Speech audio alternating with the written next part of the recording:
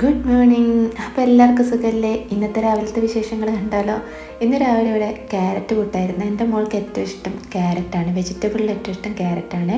അപ്പോൾ ഞാൻ വിചാരിച്ചു ഇന്ന് പുട്ടിൽ ക്യാരറ്റും കൂടെ ഒന്ന് ഗ്രേറ്റ് ചെയ്തിട്ടിട്ട് അങ്ങനെ പുട്ടാക്കാമെന്ന്. പിന്നെ കറിയായിട്ട് ഉരുളക്കിഴങ്ങും ക്യാരറ്റൊക്കെ ഇട്ടിട്ടൊരു മസാലക്കറി ഉണ്ടാക്കിയിട്ടുണ്ടായിരുന്നേ. തേങ്ങയൊക്കെ വറുത്തരച്ച് അങ്ങനെയാണ് വെച്ചിട്ടുണ്ടായിരുന്നത്. ഒരു സാമ്പാർ പോലത്തെ ഒരു സാധനം, പക്ഷേ കഷ്ണങ്ങളൊക്കെ കുറവാണ്. അപ്പോൾ അതും നല്ല ടേസ്റ്റ് ഉണ്ടായിരുന്നു. ഞാൻ വിചാരിച്ചതിനേക്കാളും നല്ല ടേസ്റ്റ് ഉണ്ടായിരുന്നു ഈ ഒരു കറിയെ. അപ്പോൾ ക്യാരറ്റ് പുട്ട് ആദ്യം ഞാൻ വിചാരിച്ചത് മോൾക്ക് മാത്രം ഉണ്ടാക്കാമെന്നാണ്. പിന്നെ ഞാൻ എല്ലാവർക്കും ക്യാരറ്റ് പുട്ടാണ് ഉണ്ടാക്കിയിട്ടുണ്ടായിരുന്നത്. അപ്പോൾ ക്യാരറ്റ് പുട്ടും ഈ കറിയും നല്ല രസമുണ്ടായിരുന്നു.